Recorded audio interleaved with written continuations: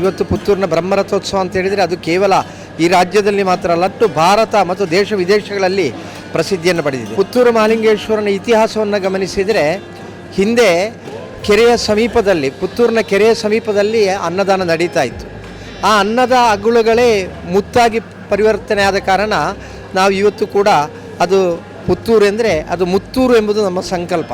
ಭಕ್ತನ ಕೈಯಿಂದ ವಸೂಲಿ ಮಾಡುವುದಲ್ಲ, ಭಕ್ತ ದೇವರಲ್ಲಿಗೆ ಸಮರ್ಪಣೆ ಮಾಡಿ ಭಕ್ತನಿಗೆ ದೇವರ ಪ್ರಸಾದ ಸಿಗುವಂಥ ಒಂದು ವ್ಯವಸ್ಥೆಯನ್ನು ನಾವು ರೂಪೀಕರಿಸಬೇಕು. ಅದಕ್ಕೋಸ್ಕರವಾಗಿ ಈ ವರ್ಷ ಒಂದು ಶಿವಪೂಜೆ ಅಂತ ಹೇಳುವಂಥ ಒಂದು ಕಾರ್ಯವನ್ನು ಸಂಕಲ್ಪ ಮಾಡಿಕೊಂಡಿದ್ದಾರೆ. ಈ ಜಾತ್ರೋತ್ಸವ ಕೂಡ ಬ್ರಹ್ಮ ಕಲಶೋತ್ಸವವೇ ಆಗ್ತದೆ ಎಂಬುದರಲ್ಲಿ ಯಾವುದೇ ರೀತಿಯ ಸಂಶಯ ಇಲ್ಲ. ತುಂಬಾ ಜನರಿಗೆ ಪೇಟೆ ಸವಾರಿಯ ಹಿನ್ನೆಲೆ ಅದರ ಬಗ್ಗೆ ಗೊತ್ತಿರಲಿಕ್ಕೆ, ದೇವರಲ್ಲಿಗೆ ಭಕ್ತಾದಿಗಳು ಬರುವುದಲ್ಲ, ಭಕ್ತಾದಿಗಳಲ್ಲಿಗೆ ದೇವರು ಬರುವುದು, ಇದು ಶಾಸ್ತ್ರ ವಿಧಿತವಾಗಿರುವಂಥ ವಿಚಾರ. ಅದಕ್ಕೋಸ್ಕರವಾಗಿ ದೇವರ ಪೇಟೆ ಸವಾರಿ ನಡೀತದೆ.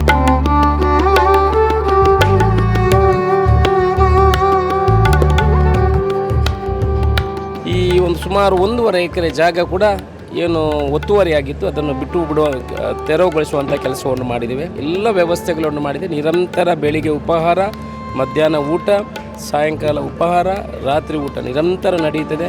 ಕೂತು ಊಟ ಮಾಡುವಂಥ ವ್ಯವಸ್ಥೆ ಇದೆ. ದೇವಸ್ಥಾನದಲ್ಲಿ ಎಲ್ಲರ ಅಭಿಪ್ರಾಯ ಯಾವ ರೀತಿ ಇದೆ ಅಂತ ಹೇಳಿದ್ರೆ, ಬೇಕಾದಷ್ಟು ದುಡ್ಡಿದೆ ದೇವಸ್ಥಾನದಲ್ಲಿ. ಮಹಾಲಿಂಗೇಶ್ವರ ದೇವಸ್ಥಾನದಲ್ಲಿ ದುಡ್ಡು ಬೇಕಾದಷ್ಟು ಬೀಳ್ತದೆ. ನಮ್ಮ ಮಹಾಲಿಂಗೇಶ್ವರ ದೇವಸ್ಥಾನದಲ್ಲಿ 30 ಲಕ್ಷ ರೂಪಾಯಿ ತಿಂಗಳಿಗೆ ಇಲ್ಲಿ ಬರ್ತದೆ. ಅದರಿಂದ 32 ಲಕ್ಷ ರೂಪಾಯಿ ಖರ್ಚಾಗ್ತದೆ.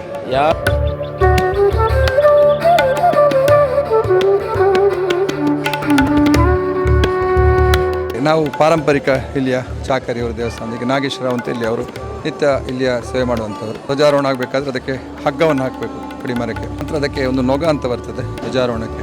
ಅದು ಯಾವ ಕಾಲದಂತೂ ನಮಗೆ ಗೊತ್ತಿಲ್ಲ. 100-200 ವರ್ಷಗಳ ಹಿಂದಿಲ್ಲೇ ನಮ್ಮ ಹಿರಿಯರು ಆ ಕಾರ್ಯವನ್ನು ನಡೆಸಿಕೊಂಡು ಬಂದಿದ್ದಾರೆ. ಮಹಾಲಿಂಗೇಶ್ವರ ದೇವರು ಹೇಳಿದರೆ ಅದಕ್ಕೆ ವರ್ಣನಾತೀತ. ನಮಗೆ 40 ವರ್ಷಗಳಿಂದ ಇದರಲ್ಲಿ ತೊಡಗಿಸಿಕೊಂಡಿದ್ದೇನೆ ಹಿರಿಯರೊಂದಿಗೆ. 18 ವರ್ಷದಿಂದ ನಾನೇ ಪ್ರಸಾದ ತಗೊಂಡು ಧ್ವಜಾರೋಹಣ ನಡೆಸ್ತಾ ಇದ್ದೇನೆ. ಧ್ವಜಾರೋಹಣ ಆದ ಬಳಿಕ ನಾವು ಈ ಸುವಸ್ತುಗಳನ್ನೆಲ್ಲ ಇಷ್ಟು ಒಪ್ಪವರಣವಾಗಿ ಕಟ್ತೇವೆ.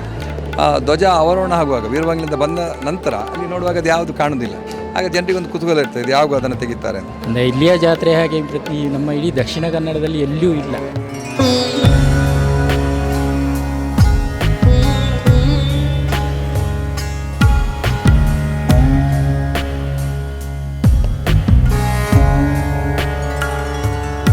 ಅನ್ನ ಛತ್ರಕ್ಕೆ ಹೊಸ ಜಾಗ ಇದ್ದಾಗ ಸ್ವಲ್ಪ ಇಕ್ಕಟ್ಟಾಗಿದೆ. ತಮ್ಮ ದಿವಸವೇ 8-10 ಸಾವಿರ ಮಂದಿ ಭಕ್ತರು ಈಗ ಕಾಣ್ತಾ ಇದ್ದಾರೆ. ಹಾಗೆ ಇವತ್ತು ಇಲ್ಲಿ ಅನ್ನ ಪ್ರಸಾದ ಸಿಕ್ಕುವಂಥ ಮಹತ್ವವಾದ ಹೆಜ್ಜೆಯನ್ನು ನಮ್ಮ ಸಮಿತಿಯು ಮಾಡಿದೆ. ಈ ಜಾಗ ಕೆರೆ ಹತ್ತಿರ ಬಹಳ ಇದಕ್ಕೆ ಹಿನ್ನೆಲೆ ಇದೆ.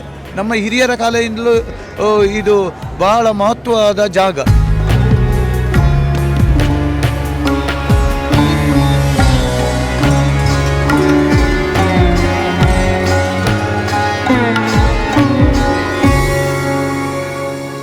ನಮಸ್ಕಾರ ವೀಕ್ಷಕರೇ, ವಿಶೇಷ ಕಾರ್ಯಕ್ರಮಕ್ಕೆ ಸ್ವಾಗತ. ಓಂ ತತ್ಪುರುಷಾಯ ವಿದ್ಮಯೇ ಮಹಾದೇವಾಯ ತನ್ನೋ ರುದ್ರಂ ಪ್ರಚೋದಯಾತ್. ಇವತ್ತಿನಿಂದ ಪುತ್ತೂರು ಮಹತೋಬಾರ ಮಹಾಲಿಂಗೇಶ್ವರ ದೇವರ ಜಾತ್ರೋತ್ಸವದ ಸಂಭ್ರಮ ಮೇಳೈಸಲಿಕ್ಕಿದೆ. ಇವತ್ತು ಧ್ವಜಾರೋಹಣ ಅದ್ದೂರಿಯಾಗಿ ನಡೆದಿದೆ. ಸಹಸ್ರಾರು ಭಕ್ತರು ಈ ಒಂದು ಧ್ವಜಾರೋಹಣಕ್ಕೆ ಸಾಕ್ಷಿಯಾಗಿದ್ದಾರೆ. ಇವತ್ತಿನಿಂದ ಸರ್ವೇಶ್ವರನಿಗೆ ವಿಶೇಷವಾಗಿರುವಂತಹ ಪೂಜೆ ಪುನಸ್ಕಾರಗಳು, ಅದರ ಜೊತೆಗೇನೆ ಭಕ್ತಾದಿಗಳಿಂದ ವಿಶೇಷವಾದ ಸೇವೆಗಳು ನಡೀಲಿಕ್ಕಿದೆ. ಹಾಗಾಗಿ ಇವತ್ತು ನಾವು ದೇವಾಲಯಕ್ಕೆ ಬಂದಿದ್ದೀವಿ. ಇಲ್ಲಿರುವಂತಹ ಪೂಜೆ ಪುನಸ್ಕಾರಗಳನ್ನು ಕಣ್ತುಂಬಿಕೊಳ್ಬೇಕು. ಅದರ ಜೊತೆಗೇನೆ ದೇವಾಲಯದ ಸಮಿತಿಯವರ ಜೊತೆ ಕೂಡ ಮಾತಾಡಬೇಕು. ಯಾವ ರೀತಿಯಾದ ವ್ಯವಸ್ಥೆಗಳನ್ನು ಮಾಡಿಕೊಂಡಿದ್ದಾರೆ ಇವೆಲ್ಲವನ್ನ ಕೂಡ ಕೇಳ್ಕೊಂಡು ಬರೋಣ ಬನ್ನಿ.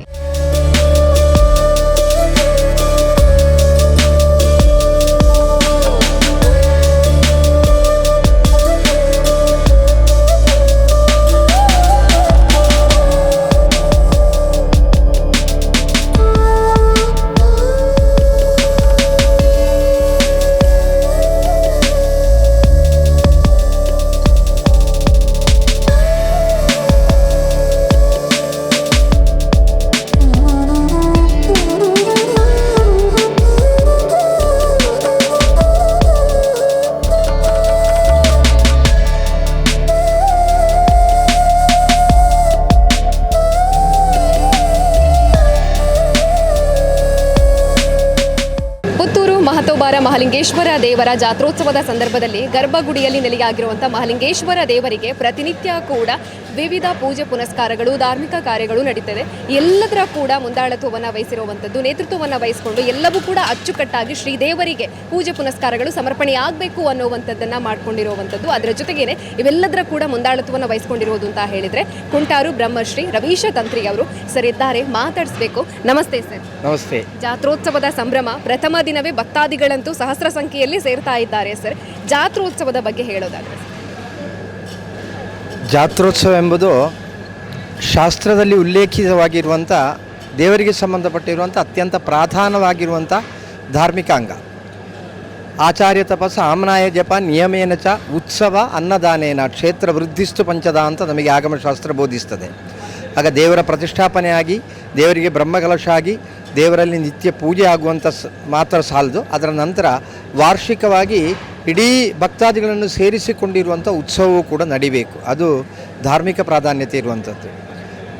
ಪುತ್ತೂರು ದೇವರೆಂದರೆ ಮಹಾಲಿಂಗೇಶ್ವರ ದೇವರೆಂದರೆ ಹತ್ತೂರ ಒಡೆಯ ಅಂತಲೇ ಪ್ರಸಿದ್ಧಿ ಪಡೆದಿರುವಂಥ ದೇವರು. ಪುತ್ತೂರಿನ ಜಾತ್ರೆ ಅಂತ ಹೇಳಿದರೆ ಅದು ಹೆಚ್ಚಿನ ಅಂಶ ನಮ್ಮ ಮತ್ತು ಈ ರಾಜ್ಯದಲ್ಲಿ, ಕರ್ನಾಟಕ ರಾಜ್ಯದಲ್ಲಿ ಎಲ್ಲಿಯೂ ಕೂಡ ಇಂಥ ಒಂದು ಉತ್ಸವ ಕಾಣಲಿಕ್ಕೆ ಸಿಗಲಿಕ್ಕಿಲ್ಲ. ಅಷ್ಟು ಕೂಡ ವೈಭವಪೇತವಾಗಿ ನಡೆಯುವಂಥದ್ದು ಪುತ್ತೂರಿನ ಜಾತ್ರೋತ್ಸವ. ಅದು ಈ ಹಿಂದಿನಿಂದಲೇ ನಡೆದು ಬಂದಿದೆ. ಜೀರ್ಣೋದ್ಧಾರ ಆಗಿ ಬ್ರಹ್ಮಕಲಶ ಆದ ನಂತರ ಮತ್ತೂ ಕೂಡ ಇಮ್ಮಡಿಯಾಗಿ ಅದು ಅತ್ಯಂತ ಯಶಸ್ವಿಯಾಗಿ ನಡೀತಾ ಇದೆ. ಈ ವರ್ಷ ಈ 2025 ಜಾತ್ರೋತ್ಸವ ಇವತ್ತು ಧ್ವಜಾರೋಹಣ ದಿವಸ ನೋಡುವಾಗಲೇ ಇಲ್ಲಿ ಭಕ್ತಾದಿಗಳ ಸಾಗರವೇ ಹರಿದು ಬರ್ತಾ ಇದೆ. ಅತ್ಯಂತ ವ್ಯವಸ್ಥಿತವಾಗಿ ನಿಗದಿತವಾಗಿರುವಂಥ ಸಮಯದಲ್ಲಿ ಧ್ವಜಾರೋಹಣ ನಡೆದಿದೆ. ಈಗ ತಾನೇ ಬರುವಂಥ ಭಕ್ತಾದಿಗಳಿಗೆ ಅನ್ನಪ್ರಸಾದ ನೀಡಲಿಕ್ಕೋಸ್ಕರ ಆಗಿರುವಂಥ ಅನ್ನಛತ್ರವು ಕೂಡ ಇಲ್ಲಿ ಉದ್ಘಾಟನೆಯಾಗಿದೆ. ಪ್ರತಿ ವರ್ಷವೂ ಕೂಡ ಮಹಾಲಿಂಗೇಶ್ವರ ಏನಾದರೂ ಒಂದು ವಿಶೇಷತೆಯನ್ನು ತೋರಿಸ್ತಾ ಇರ್ತಾನೆ. ಇಲ್ಲಿ 2013ರಲ್ಲಿ ಬ್ರಹ್ಮಕಲಶ ಕಳೆದ ನಂತರ ಅಚ್ಚುಕಟ್ಟಾಗಿ ಅತ್ಯಂತ ವ್ಯವಸ್ಥಿತವಾಗಿ ಇಲ್ಲಿ ಎಲ್ಲ ಕಾರ್ಯವೂ ಕೂಡ ನಡೀತದೆ. ಇವತ್ತು ಪುತ್ತೂರಿನ ಬ್ರಹ್ಮರಥೋತ್ಸವ ಅಂತ ಹೇಳಿದರೆ ಅದು ಕೇವಲ ಈ ರಾಜ್ಯದಲ್ಲಿ ಮಾತ್ರ ಅಲ್ಲ, ನೆರೆ ರಾಜ್ಯದಲ್ಲಿ ಮಾತ್ರ ಅಲ್ಲ, ಒಟ್ಟು ಭಾರತ ಮತ್ತು ದೇಶ ವಿದೇಶಗಳಲ್ಲಿ ಪ್ರಸಿದ್ಧಿಯನ್ನು ಪಡೆದಿದೆ. ಇವತ್ತು ಕಾಣ್ತಾ ಇರುವಂಥ ವಿಶೇಷತೆ ಏನೆಂದರೆ ಈಗಿನ ಸಮಿತಿಯವರು ಪುತ್ತೂರಿನ ಶಾಸಕರಾಗಿರುವಂಥ ಸನ್ಮಾನ್ಯ ಅಶೋಕ್ ರೈ ಅವರ ನೇತೃತ್ವದಲ್ಲಿ ಬರುವಂಥ ಭಕ್ತಾದಿಗಳಿಗೆ ಅತ್ಯಂತ ವ್ಯವಸ್ಥಿತವಾಗಿ ಅನ್ನದಾನ ನಡಿಬೇಕೆಂಬ ಒಂದು ಸಂಕಲ್ಪ ಇರಿಸಿಕೊಂಡು ಇಲ್ಲೀಗ ಒಂದು ವಿಶೇಷವಾಗಿರುವಂಥ ಅನ್ನಛತ್ರವನ್ನು ಈಗ ತಾನೇ ನಾವು ಉದ್ಘಾಟನೆ ಮಾಡಿದ್ದೇವೆ. ನನ್ನ ಕಲ್ಪನೆ ಏನೆಂದರೆ ಪುತ್ತೂರು ಮಹಾಲಿಂಗೇಶ್ವರನ ಇತಿಹಾಸವನ್ನು ಗಮನಿಸಿದರೆ ಹಿಂದೆ ಕೆರೆಯ ಸಮೀಪದಲ್ಲಿ, ಪುತ್ತೂರಿನ ಕೆರೆಯ ಸಮೀಪದಲ್ಲಿ ಅನ್ನದಾನ ನಡೀತಾ ಇತ್ತು. ಆ ಅನ್ನದ ಅಗುಳುಗಳೇ ಮುತ್ತಾಗಿ ಪರಿವರ್ತನೆ ಆದ ಕಾರಣ ನಾವು ಇವತ್ತು ಕೂಡ ಅದು ಪುತ್ತೂರು ಎಂದರೆ ಅದು ಮುತ್ತೂರು ಎಂಬುದು ನಮ್ಮ ಸಂಕಲ್ಪ. ಆ ರೀತಿಯ ಒಂದು ಚರಿತ್ರೆ ಇರುವಂಥ ಪ್ರದೇಶ. ಈಗ ಮತ್ತೊಮ್ಮೆ ಆ ಕೆರೆಯ ಸಮೀಪದಲ್ಲಿ ಈ ಅನ್ನಛತ್ರ ಉದ್ಘಾಟನೆ ಆಗಿದೆ ಅಂತ ಹೇಳಿದರೆ ಇತಿಹಾಸ ಮರುಕಳಿಸ್ತದೆ. ಪುತ್ತೂರಿನ ಜನತೆಗೆ ಯಾವತ್ತೂ ಕೂಡ ಮಹಾಲಿಂಗೇಶ್ವರ ಮುತ್ತಾಗಿ ಇರ್ತಾನೆ ಎಂಬುದನ್ನು ಪೂರ್ಣವಾಗಿ ನಮಗೆ ಶ್ರುತಪಡಿಸುವ ರೀತಿಯಲ್ಲಿ ದೇವರು ಅದಕ್ಕೆ ದಾರಿಯನ್ನು ಮಾಡಿಕೊಟ್ಟಿದ್ದಾರೆ.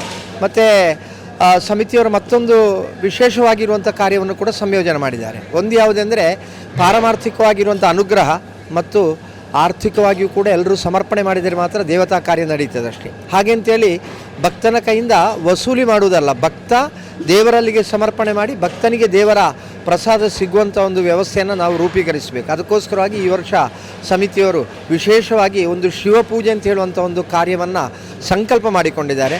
ಆ ಶಿವಪೂಜೆಯನ್ನು ಪ್ರತಿಯೊಬ್ಬ ಭಕ್ತರು ಕೂಡ ತಮ್ಮ ಆ ಭಕ್ತಿಯ ಸೇವೆ ಶಿವನಲ್ಲಿಗೆ ಸಮರ್ಪಣೆ ಆಗಬೇಕೆಂಬ ಸಂಕಲ್ಪದೊಂದಿಗೆ ಮಾಡುವಾಗ ಆ ಭಕ್ತರಿಗೂ ಕೂಡ ಶಿವನ ಅನುಗ್ರಹ ಆಗ್ತದೆ. ಜೊತೆಯಲ್ಲಿ ಸಮಿತಿಯವರಿಗೂ ಕೂಡ ಈ ಎಲ್ಲ ಉತ್ಸವವನ್ನು ಅತ್ಯಂತ ವ್ಯವಸ್ಥಿತವಾಗಿ ಮುನ್ನಡೆಸಲಿಕ್ಕೆ ಪೂರಕವಾಗಿರುವಂಥ ಅನುಗ್ರಹ ಪ್ರಾಪ್ತಿಯಾಗ್ತದೆ. 2013ರಲ್ಲಿ ಬ್ರಹ್ಮಕಲಶೋತ್ಸವ ಆಗುವಂಥ ಸಂದರ್ಭದಲ್ಲಿ ಆ ಬಂದಿರುವಂಥ ಲಕ್ಷೋಪಲಕ್ಷ ಭಕ್ತರಿಗೆ ಯಾವುದೇ ಕೊರತೆ ಇಲ್ಲದ ರೀತಿಯಲ್ಲಿ ಬೆಳಗಿನ ಉಪಹಾರ, 11 ಗಂಟೆಗೆ ಉಪಹಾರ, ಮಧ್ಯಾಹ್ನದ ಒಳ್ಳೆಯ ಊಟ, ಸಂಜೆಗೆ ಒಳ್ಳೆಯ ಉಪಹಾರ, ರಾತ್ರಿ ಒಳ್ಳೆಯ ಊಟ, ಇದರೆಲ್ಲ ವ್ಯವಸ್ಥೆಯ ನೇತೃತ್ವವನ್ನು ವಹಿಸಿದಂಥ ನಾವೆಲ್ಲರೂ ಆತ್ಮೀಯತೆಯಿಂದ ಕರೆಯುವಂಥ ಹರೀಶಣ್ಣನ ಈಗಲೂ ಕೂಡ ಆ ಅಡುಗೆ ಶಾಲೆಯ ನೇತೃತ್ವವನ್ನು ವಹಿಸಿರೋರು. ಆಗಿದ್ದ ಕಾರಣ ಈ ಜಾತ್ರೋತ್ಸವ ಕೂಡ ಬ್ರಹ್ಮಕಲಶೋತ್ಸವವೇ ಆಗ್ತದೆ ಎಂಬುದರಲ್ಲಿ ಯಾವುದೇ ರೀತಿಯ ಸಂಶಯ ಇಲ್ಲ.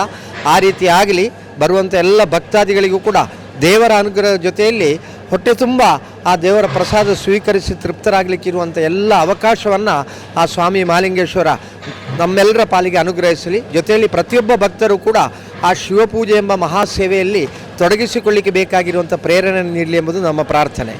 ಸರ್ ಹಾಗೇನೆ ಜಾತ್ರೋತ್ಸವ ಪ್ರಾರಂಭ ಆಯಿತು ಅಂತ ಹೇಳಿದ್ರೆ ಪ್ರಥಮ ದಿನದಿಂದ ಪೇಟೆ ಸವಾರಿ ಕೂಡ ಶುರುವಾಗುತ್ತೆ ಸರ್. ತುಂಬಾ ಜನರಿಗೆ ಪೇಟೆ ಸವಾರಿಯ ಹಿನ್ನೆಲೆ ಅದರ ಬಗ್ಗೆ ಗೊತ್ತಿರಲಿಕ್ಕಿಲ್ಲ, ಅದನ್ನ ಸ್ವಲ್ಪ ಹೇಳಿ. ಈ ಜಾತ್ರೋತ್ಸವ ಅಂತ ಹೇಳಿದರೆ ನಿಜವಾಗಿ ಯಾವುದೆಂದರೆ 365 ದಿವಸದಲ್ಲಿ ದೇವರಲ್ಲಿ ಧ್ವಜಾರೋಹಣ ಆಗುವಲ್ಲಿವರೆಗೆ ಭಕ್ತಾದಿಗಳು ದೇವರ ಸಮೀಪ ಬರೋದು, ಅದು ಸಂಪ್ರದಾಯ. ಆದರೆ ಧ್ವಜಾರೋಹಣ ಆದ ನಂತರ ವಿಶೇಷವಾಗಿ ನಾವು ರಥೋತ್ಸವ ಕಳೆದು ಬಂದು ಶಯನ ಅಂತ ಹೇಳುವಂಥ ಒಂದು ಉತ್ಸವ ಇದೆ. ಆ ದೇವರನ್ನು ಮಲಗಲಿಕ್ಕೆ ಅವಕಾಶ ಮಾಡಿಕೊಡೋದು ಅಂತ ಅದರ ಅರ್ಥ. ಆ ಶಯನಕ್ಕಿಂತ ಮುಂಚಿತವಾಗಿ ದೇವರು ಸವಾರಿ ಮಾಡುವಂಥದ್ದು ನಮ್ಮ ಆಗಮಶಾಸ್ತ್ರದಲ್ಲಿ ಬೋಧಿಸಲ್ಪಟ್ಟಂಥ ಒಂದು ಸಂಪ್ರದಾಯ. ಆ ಸವಾರಿ ಯಾಕೆಂದು ಹೇಳಿದರೆ ಊರಿಗೆ ಬರುವಂಥ ಮಹಾಮಾರಿಯನ್ನು ನೀಗಲಿಕ್ಕೋಸ್ಕರವಾಗಿ ಯಾವುದಾದ್ರೂ ದುಷ್ಟ ಪ್ರಾಣಿಗಳಿಂದ ಆ ಊರಿಗೆ ತೊಂದರೆ ಇದೆ ಅಂತಾದರೆ ಆ ದುಷ್ಟ ಪ್ರಾಣಿಗಳನ್ನೆಲ್ಲ ಸಂಹಾರ ಮಾಡಿಕೊಂಡು ಬರುವಾಗ ಎಲ್ಲ ಭಕ್ತಾದಿಗಳ ಮನೆಯನ್ನು ಕೂಡ ಸಂಪರ್ಕ ಮಾಡಿ ಅವರು ಕೊಡುವಂಥ ಏನು ಕಾಣಿಕೆ ಇದೆಯೋ ಅದನ್ನು ಸ್ವೀಕಾರ ಮಾಡಿಕೊಂಡು ಬರುವಂಥದ್ದು ಆಗಮಶಾಸ್ತ್ರದಲ್ಲಿ ವಿಧಿತವಾಗಿರುವಂಥ ಸಂಪ್ರದಾಯ. ಹಾಗೆ ಈ ಪುತ್ತೂರಿನಂಥ ಮಹಾಕ್ಷೇತ್ರದಲ್ಲಿ ಕೇವಲ ಒಂದು ದಿವಸದಲ್ಲಿ ಎಲ್ಲ ಕಡೆಗೂ ಕೂಡ ತಲುಪಲಿಕ್ಕೆ ಸಾಧ್ಯವೇ ಇಲ್ಲ. ಈಗ ಈ 10 ದಿವಸದ ಜಾತ್ರೆಯಲ್ಲಿ ಎಲ್ಲ ದಿವಸ ಸವಾರಿ ಮಾಡಿದರೂ ಕೂಡ ಈಗಲೂ ಕೂಡ ನಮಗೆ ತಲುಪಬೇಕಾದ ಜಾಗ ತಲುಪಲಿಕ್ಕೆ ಅನೇಕರು ಕಟ್ಟೆ ಪೂಜೆಯನ್ನು ಕೇಳ್ತಾ ಇದ್ದಾರೆ, ಅವರಿಗೆ ಕೊಡಲಿಕ್ಕೆ ಅವಕಾಶ ಇಲ್ಲದೆ ಇರುವಂಥ ಪರಿಸ್ಥಿತಿ ಉಂಟು. ಆಗಿದ್ದ ಕಾರಣ ಧ್ವಜಾರೋಹಣದಿಂದ ಮೊದಲುಗೊಂಡೇ ದೇವರೇನು ಮಾಡ್ತಾರೆ ಅಂತ ಹೇಳಿದ್ರೆ ತನ್ನ ಭಕ್ತಾದಿಗಳತ್ತ ಪಯಣ ಮಾಡ್ತಾರೆ. ಹೋಗಿ ಅವರಿಗೆ ಅಲ್ಲಿಯೇ ಪ್ರಸಾದವನ್ನು ಕೊಟ್ಟು ಅವರಿಗೆ ನಮ್ಮ ಮನೆಗೆ ಮಹಾಲಿಂಗೇಶ್ವರ ಬಂದ ಅಂತ ತೃಪ್ತಿಯನ್ನು ಅನುಭವಿಸಲಿಕ್ಕೆ ಪೂರಕವಾಗಿಂಥ ಒಂದು ವಾತಾವರಣವನ್ನು ನಿರ್ಮಾಣ ಮಾಡ್ತಾರೆ. ಇವತ್ತು ತಪ್ಪಾಗಿ ಗ್ರಹಿಸುವವರು ಬೇರೆ ಬೇರೆ ರೀತಿಯಲ್ಲಿ ವ್ಯಾಖ್ಯಾನ ಮಾಡ್ತಾರೆ, ಟೀಕಿಸ್ತಾರೆ. ಆದರೆ ನಿಜವಾಗಿಯೂ ಕೂಡ ಶಾಸ್ತ್ರವೇ ಉಲ್ಲೇಖಿಸಿದೆ, ಧ್ವಜಾರೋಹಣದ ನಂತರ ಧ್ವಜ ಅವರೋಹಣದವರೆಗಿರುವಂಥ ಉತ್ಸವದ ಸಂದರ್ಭದಲ್ಲಿ ದೇವರಲ್ಲಿಗೆ ಭಕ್ತಾದಿಗಳು ಬರುವುದಲ್ಲ, ಭಕ್ತಾದಿಗಳಲ್ಲಿಗೆ ದೇವರು ಬರುವುದು. ಇದು ಶಾಸ್ತ್ರದ ವಿಧಿತವಾಗಿರುವಂಥ ವಿಚಾರ. ಅದಕ್ಕೋಸ್ಕರವಾಗಿ ದೇವರ ಪೇಟೆ ಸವಾರಿ ನಡೀತದೆ. ಈ ಬಾರಿಯ ಪುತ್ತೂರು ಜಾತ್ರೋತ್ಸವ ವಿಶೇಷವಾಗಿ ನಡಿಬೇಕು. ಬಂದಂತಹ ಪ್ರತಿಯೊಬ್ಬ ಭಕ್ತರು ಕೂಡ 2025ರಲ್ಲಿ ನಡೆದಂತಹ ಜಾತ್ರೋತ್ಸವ ಏನಿದೆಯೋ ಅದು ಯಾವತ್ತೂ ಕೂಡ ಮರೆಯದ ರೀತಿಯಲ್ಲಿ ಇರಬೇಕು ಅನ್ನುವಂಥ ಉದ್ದೇಶದಿಂದಾಗಿ ಹಲವು ವಿಶೇಷತೆಗಳನ್ನು ಆ್ಯಡ್ ಮಾಡಲಾಗಿದೆ. ಹಾಗಾಗಿ ಇದರ ಬಗ್ಗೆ ಮಾತಾಡಬೇಕು ನಮ್ಮ ಪುತ್ತೂರಿನ ಎಲ್ಲರ ನೆಚ್ಚಿನ ಶಾಸಕರಾಗಿರುವಂಥ ಅಶೋಕ್ ರೈ ಅವರಿದ್ದಾರೆ. ಮರಿ ಮಾತಾಡಿಸೋಣ. ನಮಸ್ತೆ ಸರ್. 2025ರ ಜಾತ್ರೋತ್ಸವ ಅಂತ ಹೇಳಿದರೆ ಇತಿಹಾಸ ಮರುಕಳಿಸ್ತಾ ಇದೆ ಅಂತ ಹೇಳ್ತಾ ಇದ್ದಾರೆ. ಒಂದು ಇಲ್ಲಿನ ವಿಶೇಷತೆಗಳು, ಇನ್ನೊಂದು ಇಲ್ಲಿ ಪುಷ್ಕರಣಿಯ ಹತ್ತಿರದಲ್ಲೇ ನಾವು ಈ ಬಾರಿ ಅನ್ನದಾನ ಸೇವೆಯನ್ನು ಕೂಡ ಮಾಡ್ತಾ ಇರುವಂಥದ್ದು ಸರ್. ಹಾಗಾಗಿ ಜಾತ್ರೋತ್ಸವದ ಸಂಭ್ರಮದ ಬಗ್ಗೆ ಹಾಗೆಯೇ ವಿಶೇಷತೆಗಳ ಬಗ್ಗೆ ಹೇಳೋದು. ಈ ವರ್ಷದ ಮಹಾಲಿಂಗೇಶ್ವರ ದೇವರ ಜಾತ್ರೋತ್ಸವ ಒಂದು ವಿಶೇಷ ರೀತಿಯಲ್ಲಿ ನಡೀತಿದೆ. ಯಾಕಂತ ಹೇಳಿದರೆ ನಾವು ಪ್ರಶ್ನಾ ಚಿಂತನೆಯಲ್ಲಿ ಯಾವ ರೀತಿ ಕಂಡು ಬಂದಿದೆ, ಮಹಾಲಿಂಗೇಶ್ವರ ದೇವರಿಗೆ ಈ ಭಾಗದ ಏನಿಲ್ಲಿ ತುಂಬ ಮನೆಗಳಿತ್ತು, ಇದೆಲ್ಲ ಇಲ್ಲಿಂದ ತೆರವಾಗಬೇಕು, ಇಲ್ಲಿ ಜಾಗ ದೇವರ ಬಳಕೆಗೆ ಬರಬೇಕು, ಇದು ಪ್ರಶ್ನಾ ಚಿಂತನೆಯಲ್ಲಿ ಕಂಡು ಬಂದಿರುವಂಥದ್ದು. ಇವತ್ತು ಈ ಒಂದು ಸುಮಾರು 1.5 ಎಕರೆ ಜಾಗ ಕೂಡ ಏನು ಒತ್ತುವರಿಯಾಗಿತ್ತು ಅದನ್ನು ಬಿಟ್ಟು ಬಿಡುವ ತೆರವುಗೊಳಿಸುವಂಥ ಕೆಲಸವನ್ನು ಮಾಡಿದ್ದೇವೆ. ಇವತ್ತು ಅಲ್ಲಿ ಅನ್ನ ಸಂತರ್ಪಣೆಯನ್ನು ಕೂಡ ಮಾಡ್ತಾಯಿದ್ವಿ. ಯಾಕಂತ ಹೇಳಿದರೆ ಅನ್ನ ಸಂತರ್ಪಣೆ ಅಂತ ಹೇಳಿದರೆ ಅತ್ಯಂತ ಶ್ರೇಷ್ಠ. ಯಾವಾಗಲೂ ನೀವು ನೋಡಿರ್ಬೋದು, ನಮಗೆ ಜಾತ್ರಾ ಸಮಯದಲ್ಲಿ ಅನ್ನ ಸಂತರ್ಪಣೆ ಮಾಡುವಾಗ ನುಗ್ಗಳಾಗುವಂಥದ್ದು, ವಯಸ್ಕರಿಗೆ ಕೂತ್ಕೊಂಡು ಊಟ ಮಾಡುವಂಥ ವ್ಯವಸ್ಥೆಗಳು ಇರಲಿಲ್ಲ. ಮಕ್ಕಳನ್ನು ಕರ್ಕೊಂಡು ಬರ್ತಾರೆ, ಅವರಿಗೆ ಊಟದ ವ್ಯವಸ್ಥೆಗಳು ಸರಿಯಾಗಿ ಆಗ್ತಾ ಇರಲಿಲ್ಲ ಅಂತ ಅಂದರೆ ಜಾಗದ ಬಾಕಿ ಎಲ್ಲ ವ್ಯವಸ್ಥೆಗಳು ಸರಿಯಾಗಲಿಲ್ಲ. ಇವತ್ತು ನಮಗೆ ಅಲ್ಲೆಲ್ಲ ಏನು ನಮ್ಮ ಇದು ಅಂಗಡಿಗಳನ್ನು ಹಾಕುವಂಥ ವ್ಯವಸ್ಥೆ, ಒಂದು 150 ಅಂಗಡಿಗಳಿಗೆ ಹೆಚ್ಚಿನ ಅವಕಾಶ ಸಿಕ್ಕಿದೆ. ಅನ್ನ ಸಂತರ್ಪಣೆಯ ಭಾಗ ಬೇರೆಯೇ ಆಗಿದೆ, ದೇವಸ್ಥಾನದ ಈ ಭಾಗದಲ್ಲಾಗಿದೆ. ಎಲ್ಲ ವ್ಯವಸ್ಥೆಗಳನ್ನು ಮಾಡಿದೆ. ನಿರಂತರ ಬೆಳಿಗ್ಗೆ ಉಪಹಾರ, ಮಧ್ಯಾಹ್ನ ಊಟ, ಸಾಯಂಕಾಲ ಉಪಹಾರ, ರಾತ್ರಿ ಊಟ ನಿರಂತರ ನಡೆಯುತ್ತದೆ. ಕೂತು ಊಟ ಮಾಡುವಂಥ ವ್ಯವಸ್ಥೆ ಇದೆ ದೇವಸ್ಥಾನದಲ್ಲಿ. ಇಲ್ಲಿ ಅನ್ನ ಸಂತರ್ಪಣೆ ಆಗುವಾಗಲೂ ಕೂಡ ನುಗ್ಗಲಾಗಬಾರ್ದು, ಅದಕ್ಕೆ ಒಂದು 20 ಕೌಂಟ್ರ್ಗಳನ್ನು ತೆರೀತೇವೆ. ಆರಾಮದಲ್ಲಿ ಬಂದು ಫ್ಯಾನಿನ ವ್ಯವಸ್ಥೆ, ಕೂತ್ಕೊಂಡು ಊಟ ಮಾಡುವಂಥ ವ್ಯವಸ್ಥೆಯನ್ನು ಮಾಡಿದ್ದೀವಿ. ಎಲ್ಲ ವ್ಯವಸ್ಥೆಗಳು ಜಾತ್ರಾ ಇಲ್ಲಿ ಕೂಡ ದೇವಸ್ಥಾನದಲ್ಲೂ ಕೂಡ ಹಾಗೆ. ಇವತ್ತು ಈ ಸಲ ಶಿವ ಸೇವೆ ಅಂತ ಒಂದು ಮಾಡಿದ್ದೀವಿ. 500 ರೂಪಾಯಿ ಕೊಟ್ಟು ಎಲ್ಲರೂ ಸೇವೆಯನ್ನು ಮಾಡಬಹುದು. ಅವರಿಗೆ ಬ್ರಹ್ಮಾರ್ಪಣೆ ಬಿಡುವಂಥ ವ್ಯವಸ್ಥೆಗಳನ್ನು ಕೂಡ ಮಾಡಿದ್ದೀವಿ. ದೇವಸ್ಥಾನದಲ್ಲಿ ಎಲ್ಲರ ಅಭಿಪ್ರಾಯ ಯಾವ ರೀತಿ ಇದೆ ಅಂತ ಹೇಳಿದರೆ, ಬೇಕಾದಷ್ಟು ದುಡ್ಡಿದೆ ದೇವಸ್ಥಾನದಲ್ಲಿ, ಮಹಾಲಿಂಗೇಶ್ವರ ದೇವಸ್ಥಾನದಲ್ಲಿ ದುಡ್ಡು ಬೇಕಾದಷ್ಟು ಬೀಳ್ತದೆ. ಮತ್ತು ಕಾಣಿಕೆ ಹುಂಡಿಗೆ ಹಾಕಿದಂಥ ದುಡ್ಡು ಬೇರೆ ಬೇರೆ ಕಡೆ ಹೋಗ್ತದೆ, ಬೇರೆ ಬೇರೆ ಧರ್ಮದವರಿಗೆ ಹೋಗ್ತದೆ. ಇದೆಲ್ಲ ತಪ್ಪು ಅಭಿಪ್ರಾಯಗಳು. ಈ ದೇವಸ್ಥಾನದ ಹುಂಡಿಗೆ ಹಾಕಿರುವಂಥ ದುಡ್ಡು ದೇವಸ್ಥಾನದ ಅಭಿವೃದ್ಧಿಗೆ ಹೋಗ್ತದೆ. ನಮ್ಮ ಮಹಾಲಿಂಗೇಶ್ವರ ದೇವಸ್ಥಾನದಲ್ಲಿ 30 ಲಕ್ಷ ರೂಪಾಯಿ ತಿಂಗಳಿಗೆ ಇಲ್ಲಿ ಬರ್ತದೆ. ಅದರಿಂದ 32 ಲಕ್ಷ ರೂಪಾಯಿ ಖರ್ಚಾಗ್ತದೆ. ಯಾವುದೇ ಡೆಪಾಸಿಟ್ಗಳು ನಮ್ಮ ಹತ್ರ ಇಲ್ಲ. ಮುಂದಿನ ದಿವಸದಲ್ಲಿ ನಾವು ಜೀರ್ಣೋದ್ಧಾರ ಮಾಡಲಿಕ್ಕಿದ್ದೀವಿ, ಸುಮಾರು 50 ಕೋಟಿ ರೂಪಾಯಿಗೆ ಅನುದಾನಗಳು ನಮಗೆ ಬೇಕಾಗಿದೆ. ಎಲ್ಲ ಭಕ್ತಾದಿಗಳು ಕೂಡ ಸೇವೆಯನ್ನು ಮಾಡೋ ಮುಖಾಂತರ ದೇವಸ್ಥಾನದಲ್ಲಿ ತಮ್ಮನ್ನು ತೊಡಗಿಸುವ ಮುಖಾಂತರ ಇವತ್ತು ನಾವು ಎಲ್ಲ ಅನ್ನ ಸಂತರ್ಪಣೆಗೆ ಎಲ್ಲ ವ್ಯವಸ್ಥೆಗಳನ್ನು ಮಾಡ್ಬೋದು. ಆದರೆ ಅದನ್ನು ಸೇವೆ ಕೊಡುವಂಥದ್ದು ಭಕ್ತಾದಿಗಳು.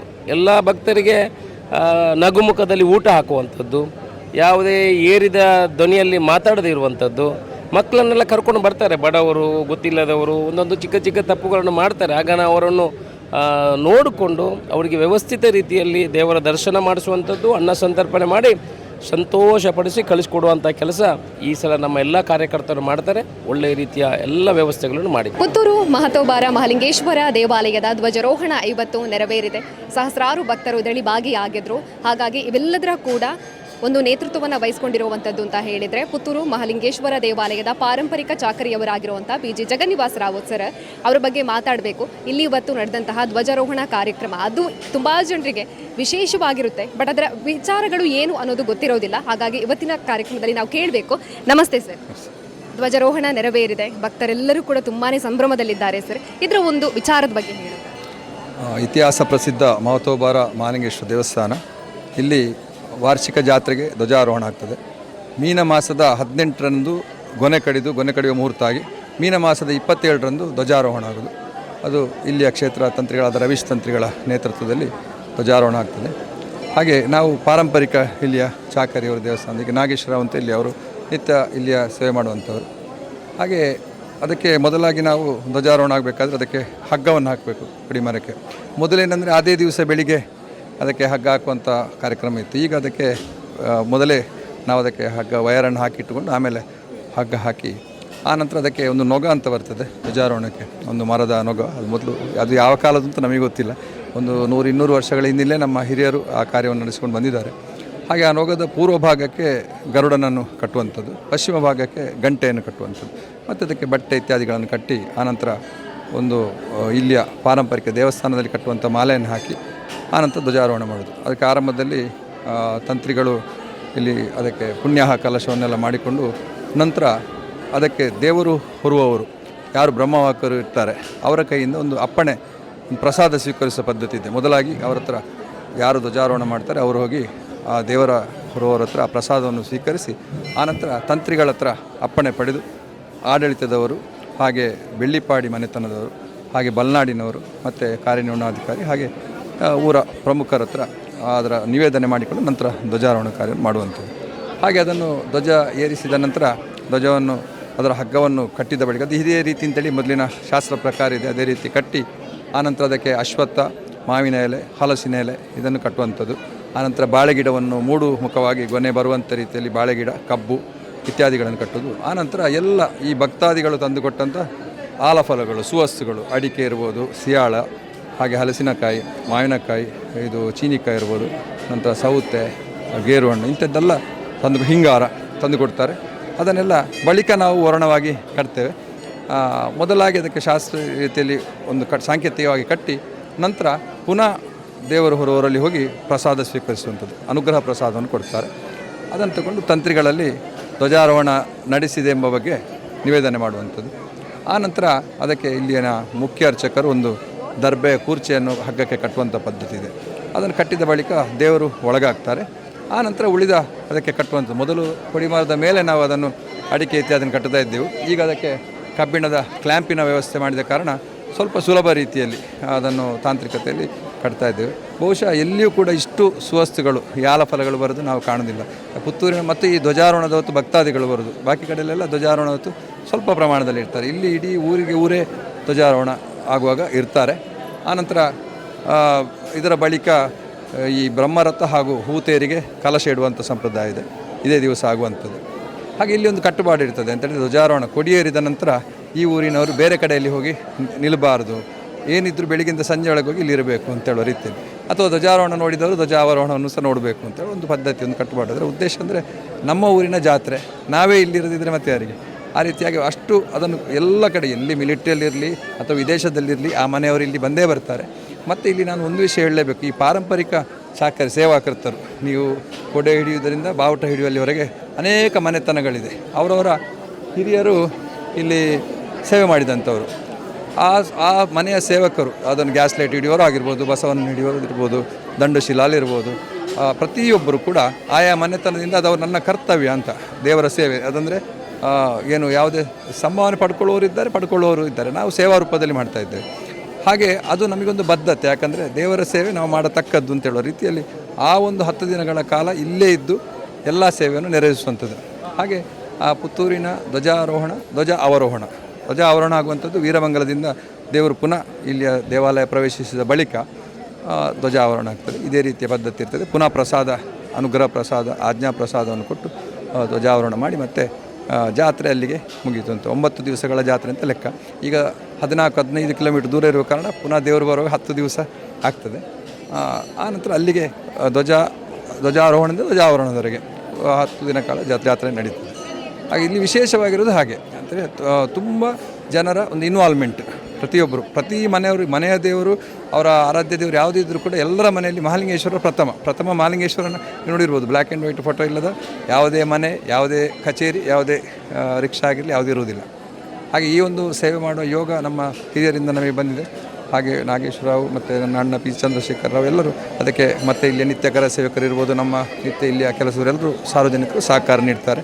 ಹಾಗೆ ಅತ್ಯಂತ ಒಂದು ಗೌರವದಿಂದ ವಿಜೃಂಭಣೆಯಿಂದ ಆ ಧ್ವಜಾರೋಹಣ ಕಾರ್ಯ ಆಗ್ತದೆ. ಕೊಡಿಮರದ ಅಡಿಯಲ್ಲಿ ಭಕ್ತಿಯಿಂದ ನಿವೇದನೆ ಮಾಡಿದರೆ ಎಲ್ಲಾನು ಈಡೇರುತ್ತೆ ಅಂತಾರೆ, ಅದರ ಬಗ್ಗೆ? ಖಂಡಿತ. ಧ್ವಜಸ್ತಂಭದ ಎದುರು ಅಂದರೆ ದೇವರ ಕಾಲು, ಈ ದೇವಸ್ಥಾನದ ಪ್ರತಿ ಅಂಗಗಳು ಕೂಡ ದೇವರ ಒಂದು ಭಾಗ ಅಂತ ಲೆಕ್ಕ. ಹಾಗೆ ಧ್ವಜಸ್ತಂಭದ ಎದುರು ನಿಂತು ಅದರಲ್ಲಿ ವಿಶೇಷವಾಗಿ ಈಶ್ವರನಲ್ಲಿ ನಂದಿಯ ಕೊಂಬಿನ ಮಧ್ಯದಿಂದ ಶಿವನನ್ನು ದರ್ಶನ ಮಾಡಬೇಕು ಅಂತ ಅಲ್ಲಿ ಬಂದು ಕೇಳಿಕೊಂಡ್ರೆ ಎಲ್ಲ ಅವರ ಪಾಪವು ಪರಿಹಾರ ಆಗ್ತದೆ. ಏನೆಲ್ಲ ಅವರ ಕೇಳಿಕೆಗೆ ಅದನ್ನು ದೇವರು ಅನುಗ್ರಹಿಸ್ತಾರೆ ಅಂತ ಹೇಳೋ ನಂಬಿಕೆ ಇದೆ.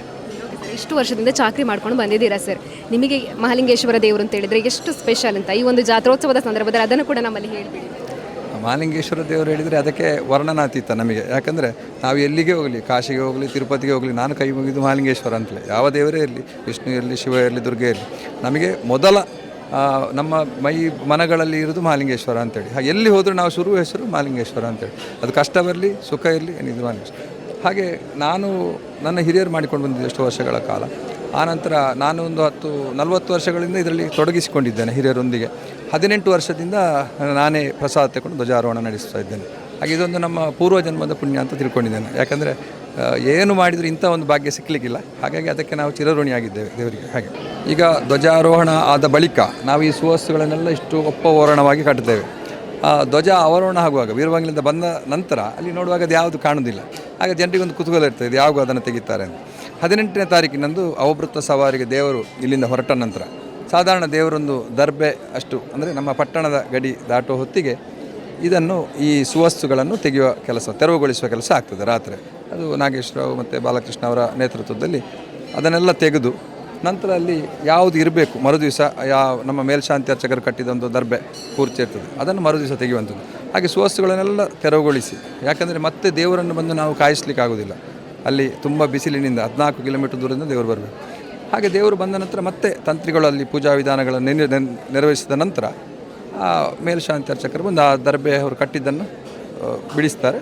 ಆ ನಂತರ ಧ್ವಜ ಆವರೋಹಣ ಆಗ್ತದೆ. ಹಾಗೆ ಆ ಸುವಸ್ತುಗಳೆಲ್ಲ ಹಿಂದಿನ ದಿವಸ ರಾತ್ರಿ 18ರ ರಾತ್ರಿ ಇಲ್ಲಿಂದ ತೆರವುಗೊಳಿಸುವ ಕೆಲಸ ಆಗ್ತದೆ. ಪ್ರಸ್ತುತ ಈಗ ವ್ಯವಸ್ಥಾಪನಾ ಸಮಿತಿಯ ಅಧ್ಯಕ್ಷರಾದ ಪಂಜುಗುಡ್ಡೆ ಈಶ್ವರ ಭಟ್ ಹಾಗೂ ಮಾನ್ಯ ಶಾಸಕರು ಅಶೋಕ್ ರೇಗಳು ಇವರ ನೇತೃತ್ವದಲ್ಲಿ ಈ ವರ್ಷ ಅತ್ಯಂತ ವಿಜೃಂಭಣೆಯಿಂದ ಜಾತ್ರೆ ನೆರವೇರಿಸ್ತಾ ಇದೆ. ಅದಕ್ಕೆ ಬೇಕಾದ ಅನ್ನದಾನ ಇತ್ಯಾದಿಗಳನ್ನು ವಿಶೇಷವಾಗಿ ಈ ಸಲ ನೆರವೇರಿಸಿದ್ದಾರೆ. ಹಾಗೂ ನಮಗೆಲ್ಲರಿಗೂ ಸೂಚನೆ ಕೊಟ್ಟಿದ್ದಾರೆ, ಯಾವುದೇ ರೀತಿಯಲ್ಲಿ ಭಕ್ತಾದಿಗಳಿಗೆ ಕೊರತೆ ಆಗಬಾರ್ದು, ಎಲ್ಲ ಆ ದೇವರ ಕಾರ್ಯ ಏನೆಲ್ಲ ಇರಬೇಕು ಅದೆಲ್ಲ ಅಚ್ಚುಕಟ್ಟಾಗಿ ಶಾಸ್ತ್ರ ಪ್ರಕಾರ ಆಗಬೇಕು ಅಂತ ಅತ್ಯಂತ ಮುತುವರ್ಜಿಯಿಂದ ಈಗಿನ ವ್ಯವಸ್ಥಾಪನಾ ಸಮಿತಿಯವರು ಈ ಕಾರ್ಯವನ್ನು ನಿರ್ವಹಿಸ್ತಾ ಇದ್ದಾರೆ. ಜಾತ್ರೆ ಅಂದರೆ ಎಲ್ಲ ಜನ ಸೇರುವಂಥದ್ದು, ಮತ್ತು ನಮಗೂ ಒಂದು ಖುಷಿ ಇಲ್ಲಿ ಜಾತ್ರೆ ಅಂದರೆ ಇಲ್ಲಿಯ ಜಾತ್ರೆ ಹಾಗೆ ನಮ್ಮ ಇಡೀ ದಕ್ಷಿಣ ಕನ್ನಡದಲ್ಲಿ ಎಲ್ಲಿಯೂ ಇಲ್ಲ. ಪುತ್ತೂರು ಜಾತ್ರೆ ಅಂತ ಹೇಳಿದರೆ ವಿಶೇಷವಾಗಿದೆ. 10 ದಿವಸವೂ ದೇವರ ಸವಾರಿ, ದೇವರೊಟ್ಟಿಗೆ ಜನ ಬರ್ತಾರೆ, ಅದೊಂದು ಖುಷಿ. ನಾವು ಹೋಗೋದಕ್ಕೆ ಗೊತ್ತೇ ಆಗೋದಿಲ್ಲ, ರಾತ್ರಿ ಎಷ್ಟು ಯಾವ್ಯಾವ ಗಲ್ಲಿಗೆ ಹೋಗ್ತೇವೆ ಅದೆಲ್ಲ ಗೊತ್ತೇ ಆಗೋದಿಲ್ಲ ನಮಗೆ. ಹಾಗೆ ಒಂದು ದೇವರ ಒಂದು ಒಳ್ಳೆಯ ಭಕ್ತಿಯು ಮತ್ತು ದೇವರ ಒಂದು ಶಕ್ತಿಯು ನಮಗೆ ಒಂದು ಕೊಡ್ತಾರೆ ಅಂತ ಹೇಳ್ತಾರೆ. ಓಕೆ ಸರ್, ಇನ್ನಷ್ಟು ವರ್ಷಗಳ ಕಾಲ ದೇವರ ಸೇವೆ ಮಾಡುವಂಥ ಭಾಗ್ಯ ಒದಗಿ ಬರಲಿ ಅಂತ ನಾವು ಆಶಿಸ್ತೀವಿ. Thank you sir. ಮಹಾಲಿಂಗೇಶ್ವರ ದೇವಾಲಯದ ವ್ಯವಸ್ಥಾಪನಾ ಸಮಿತಿಯ ಅಧ್ಯಕ್ಷರಾಗಿರುವಂಥ ಈಶ್ವರ ಭಟ್ ಪಂಚಗುಡ್ಡೆ ಸರ್ ಇದ್ದಾರೆ, ಬನ್ನಿ ಮಾತಾಡ್ಸೋಣ. ನಮಸ್ತೆ ಸರ್. ಜಾತ್ರೋತ್ಸವದ ಸಂಭ್ರಮ ತುಂಬ ವರ್ಷಗಳಿಂದ ನೀವು ಕಾಯ್ತಾ ಇದ್ರಿ, ಅದರ ಜೊತೆಗೆ ಈಗ ನೀವು ಪ್ರಥಮವಾಗಿ ಅಧ್ಯಕ್ಷರಾದ ಬಳಿಕ ನಡೀತಾ ಇರುವಂಥ ಜಾತ್ರೋತ್ಸವ ಸರ್, ಎಷ್ಟು ಸಂಭ್ರಮ ಇದೆ, ವ್ಯವಸ್ಥೆಗಳ ಬಗ್ಗೆ ಹೇಳೋದಾದ್ರೆ? ಇವತ್ತು 9:20 ನಂತರ ಧ್ವಜಾರೋಹಣ ಆದ ನಂತರ ಮತ್ತು ಮುಗುಳಿಟ್ಟು ಮತ್ತು ಹೊರಗೆ ಧ್ವಜಾರೋಹಣ ಆಗಿ ಮತ್ತು ಇಲ್ಲಿ ನಮ್ಮ ಅನ್ನಛತ್ರ ನಮ್ಮ ತಂತ್ರಿಗಳಾದ ರವೀಶ್ ತಂತ್ರಿ, ಅಶೋಕ್ ಕುಮಾರ್ ಇವರ ಒಂದು ಉದ್ಘಾಟನೆ ಆದ ನಂತರ ಮತ್ತು ಈಗ ಅನ್ನಪ್ರಸಾದ ನಡೀತಾ ಇದೆ. ಇವತ್ತು ಪ್ರಥಮ ದಿವಸ ಆದ ಕಾರಣ ಮತ್ತು ಅನ್ನ ಛತ್ರಕ್ಕೆ ಹೊಸ ಜಾಗ ಆದ ಕಾರಣ ಸ್ವಲ್ಪ ಇಕ್ಕಟ್ಟಾಗಿದೆ. ಅಂದರೆ ಭಕ್ತರ ಸಂಖ್ಯೆ ಈ ಸಲ ಪ್ರಥಮ ದಿವಸವೇ 8-10 ಸಾವಿರ ಮಂದಿ ಭಕ್ತರು ಈಗ ಕಾಣ್ತಾ ಇದ್ದಾರೆ. 10,000 ಮಂದಿಗೆ ಊಟದ ವ್ಯವಸ್ಥೆ ಕೂಡ ಪ್ರಥಮ ದಿನದಲ್ಲಿ ನಾವು ಮಾಡಿದ್ದೇವೆ. ಒಂದು ಇವತ್ತು ಪಲ್ಲ ಪೂಜೆ ಮತ್ತು ಬೇರೆ ವಿವಿಧ ಕಾರ್ಯಕ್ರಮಗಳಿದ್ದ ಕಾರಣ ಪ್ರಥಮ ದಿವಸ ಆದ ಕಾರಣ ಸ್ವಲ್ಪ ಅಚ್ಚುಕಟ್ಟಾಗಿ ನಡೀಲಿಲ್ಲ. ಸ್ವಲ್ಪ ಮಕ್ಕಳಿಗೆಲ್ಲ ಸ್ವಲ್ಪ ಬಿಸಿಲು ಇದೆಲ್ಲ ಬರ್ತಾ ಉಂಟು. ನಾಳೆಯಿಂದ ಅದು ಸರಿಯಾಗ್ತಾ ಇದೆ. ಹಾಗೆಯೇ ಅನ್ನ ಸಂತರ್ಪಣೆಯ ಬಗ್ಗೆ ಹೇಳಬೇಕು ನೀವು, ವಿಶೇಷವಾಗಿ ಪುಷ್ಕರಣಿಯ ಹತ್ತಿರದಲ್ಲೇ ಆಗ್ತಾ ಇರೋ ನೋಡಿ, ನಮ್ಮ ಹಿರಿಯರು ಹೇಳಿದಂತೆ ಬಹಳ ಮಹತ್ವವಾದ ಈ ಜಾಗದಲ್ಲಿ ಇವತ್ತು ಅನ್ನಪ್ರಸಾದ ಸಿಕ್ಕುತ್ತದೆ ಅಂತ ಹೇಳಿದರೆ ಅದು ಶ್ರೇಷ್ಠ. ಅದು ಆ ಮಹಾಲಿಂಗೇಶ್ವರ ದೇವರ ಪ್ರೇರಣೆಯಿಂದ ಶಾಸಕರಾದ ಅಶೋಕ್ ಕುಮಾರ್ ಅವರ ಮಾರ್ಗದರ್ಶನ ಮತ್ತು ತಂತ್ರಿಗಳ ಆಶೀರ್ವಾದ ಮತ್ತು ಭಕ್ತಾದಿಗಳ ಸಹಕಾರ ಇದರಿಂದೆಲ್ಲ ಆಗಿ ಇವತ್ತು ಇಲ್ಲಿ ಅನ್ನಪ್ರಸಾದ ಸಿಕ್ಕುವಂಥ ಮಹತ್ವವಾದ ಹೆಜ್ಜೆಯನ್ನು ನಮ್ಮ ಸಮಿತಿಯು ಮಾಡಿದೆ. ಭಕ್ತಾದಿಗಳಿಗೆ ಬಹಳ ಸಂತೋಷ. ಯಾಕೆಂತೇಳಿ ಈ ಜಾಗ ಕೆರೆ ಹತ್ತಿರ ಬಹಳ ಇದಕ್ಕೆ ಹಿನ್ನೆಲೆ ಇದೆ. ನಮ್ಮ ಹಿರಿಯರ ಕಾಲದಿಂದಲೂ ಇದು ಬಹಳ ಮಹತ್ವವಾದ ಜಾಗ. ಇಲ್ಲಿ ನೋಡಿ, ಈಗ ಯಾವುದಾದ್ರೂ ಜಲ್ಲಿ ಆಗಲಿ, ಇಲ್ಲಿಗೆ ಕಾಂಕ್ರೀಟ್ ಆಗಲಿಕ್ಕೆ ಸಿಮೆಂಟ್ ಆಗಲಿ, ಹೊಯ್ಗೆ ಆಗಲಿ, ಬೋರ್ವೆಲ್ಸ್ ಆಗಲಿ ಎಲ್ಲ ಉಚಿತವಾಗಿ ಸಿಕ್ಕಿದೆ. ಅದಲ್ಲದೆ ಇಲ್ಲಿ ತಡೆಗೋಡೆ ಕೂಡ 2 ಕೋಟಿ ರೂಪಾಯಿಯ ತಡೆಗೋಡೆ ಇಲ್ಲಿ ಈ ಭಾಗದಲ್ಲಿ ಪೂರ್ಣ ಹಂತದಲ್ಲಿ 10 ದಿವಸದಲ್ಲಿ ಆಗ್ತದೆ. ಇಲ್ಲಿನ ಕೆಲಸ ಕಾರ್ಯಗಳೆಲ್ಲ ಗ್ರಹಿಸಿದಂತೆ ಆಗ್ತಾ ಇದೆ. ಹೌದು. ಇವತ್ತಿಂದ ಶಿವಪೂಜೆ 10 ತಾರೀಕಿಂದ 20 ತಾರೀಕಿವರೆಗೆ ನಮ್ಮ ಜಾತ್ರೆಯ ವಿಶೇಷತೆ. ಅದು ಶಾಸಕರ ಒಂದು ಮಾರ್ಗದರ್ಶನದಲ್ಲಿ ಅವರೇ ಹೇಳಿದ್ದು ಶಿವಪೂಜೆ ಅಂತೇಳಿ ಹೇಳಿದ್ದು ಮಾಡಿಸಿ ಅಂತೇಳಿ ಹೇಳಿ ಆ ಶಿವಪೂಜೆಗೆ 500 ರೂಪಾಯಿ ನೋಂದಾಯಿಸಿ ಆ ಶಿವಪೂಜೆಯನ್ನು ಇವತ್ತಿನಿಂದ ಪ್ರಾರಂಭಿಸಿದ್ದೇವೆ. ಹತ್ತೂರು ಬಡಿಯ ಪುತ್ತೂರು ಮಹತೋಬಾರ ಶ್ರೀ ಮಹಾಲಿಂಗೇಶ್ವರ ದೇವರ ಜಾತ್ರೋತ್ಸವದ ಸಂಭ್ರಮವನ್ನು ಕಣ್ತುಂಬಿಕೊಂಡ್ರಲ್ಲ, ಧ್ವಜಾರೋಹಣ ಇವತ್ತು ನೆರವೇರಿದೆ. ಧ್ವಜಾರೋಹಣವನ್ನು ಸಹಸ್ರಾರು ಸಂಖ್ಯೆಯಲ್ಲಿ ಭಕ್ತರು ಆಗಮಿಸಿ ಕಣ್ತುಂಬಿಕೊಂಡಿದ್ದಾರೆ. ಭೋಜನದ ವ್ಯವಸ್ಥೆ ಕೂಡ ಅಚ್ಚುಕಟ್ಟಾಗಿ ಮಾಡಲಾಗಿದೆ. ಹಾಗಾಗಿ ಇವತ್ತಿನಿಂದ ಕೊನೆಯ ದಿನದವರೆಗೂ, ಜಾತ್ರೋತ್ಸವದ ಕೊನೆಯ ದಿನದವರೆಗೂ ಭೋಜನದ ವ್ಯವಸ್ಥೆ ಕೂಡ ಇರುತ್ತೆ. ವಿಶೇಷವಾಗಿ ಈ ವರ್ಷ ಪ್ರತಿಯೊಬ್ಬ ಭಕ್ತರು ಕೂಡ ಶಿವ ಪೂಜೆಯನ್ನ ಮಾಡಬಹುದಂತ ವ್ಯವಸ್ಥೆಯನ್ನ ಕೂಡ ಕಲ್ಪಿಸಲಾಗಿದೆ. 500 ರೂಪಾಯಿಯನ್ನ ಪಾವತಿಸುವ ಮೂಲಕ ನೀವು ಶಿವ ಪೂಜೆಯನ್ನ ಕೂಡ ಮಾಡಿಸಬಹುದಾಗಿದೆ. ಇದು ಈ ವರ್ಷ ವಿಶೇಷ.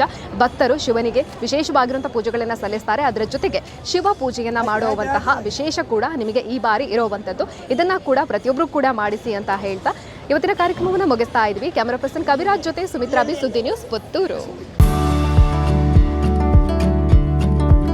ವಿವೇಕಾನಂದ ಪದವಿ ಪೂರ್ವ ಕಾಲೇಜು, ನೆಹರು ನಗರ, ಪುತ್ತೂರು. ಅನುಭವಿ ಅಧ್ಯಾಪಕ ವೃಂದದಿಂದ ಬೋಧನೆ, ವಿಶಾಲ ಜ್ಞಾನ ಭಂಡಾರವನ್ನ ಹೊತ್ತ ಗ್ರಂಥಾಲಯ, ವಿಶಾಲವಾದ ಪ್ರಯೋಗಾಲಯಗಳು. ನೀಟ್, ಜೆಇಇ, ಸಿಇಟಿ ಹಾಗೂ ಸಿಎ ಫೌಂಡೇಶನ್ ಕೋರ್ಸ್ಗಳಿಗೆ, ಐಎಎಸ್, ಐಪಿಎಸ್ ನಂತಹ ಸ್ಪರ್ಧಾತ್ಮಕ ಪರೀಕ್ಷೆಗಳಿಗೆ ತರಬೇತಿ. ವಿಕಸನ ಟಿವಿ ಹಾಗೂ radio Panchajanya 90.8 FM. College bus ವ್ಯವಸ್ಥೆ, ಕ್ರೀಡೆಗೆ ಒತ್ತು ಕೊಟ್ಟು ವಿಶಾಲವಾದ ಕ್ರೀಡಾಂಗಣ. ವಿದ್ಯಾರ್ಥಿನಿಯರಿಗಾಗಿ ಕಾಲೇಜ್ ಕ್ಯಾಂಪಸ್ನಲ್ಲೇ ಪ್ರತ್ಯೇಕ ವಸತಿ ನಿಲಯಗಳು. ಅರ್ಹ ಬಡ ಪ್ರತಿಭಾವಂತ ವಿದ್ಯಾರ್ಥಿಗಳಿಗಾಗಿ ಹಲವು ವಿದ್ಯಾರ್ಥಿ ವೇತನಗಳು. ಪ್ರತಿ ವರ್ಷವೂ ರಾಷ್ಟ್ರ, ಅಂತಾರಾಷ್ಟ್ರೀಯ ಮಟ್ಟದಲ್ಲಿ ಸಾಧನೆಗೈಯುತ್ತಿರುವ ವಿದ್ಯಾರ್ಥಿ ಸಮೂಹ. ನಮ್ಮಲ್ಲಿ ಲಭ್ಯವಿರುವ ಕೋರ್ಸ್ಗಳು: ವಿಜ್ಞಾನ ವಿಭಾಗ, ಪಿಸಿಎಂಬಿ, ಪಿಸಿಎಂಸಿ, ಪಿಸಿಎಂಎಸ್, ಪಿಸಿಎಂಎ. ವಾಣಿಜ್ಯ ವಿಭಾಗ ಎಸ್ಸಿಬಿಎ, ಎಸ್ಸಿಬಿಎ, ಇಸಿಬಿಎ. ಕಲಾ ವಿಭಾಗ ಎಚ್ಇಪಿಎಸ್. ಭಾಷೆಗಳು ಇಂಗ್ಲಿಷ್, ಕನ್ನಡ, ಹಿಂದಿ, ಸಂಸ್ಕೃತ. ವಿವೇಕಾನಂದ ಪದವಿ ಪೂರ್ವ college, Nehru Nagar, Puttur. 80737 00468 81050 72386. Website www.vivekanandapuc.com.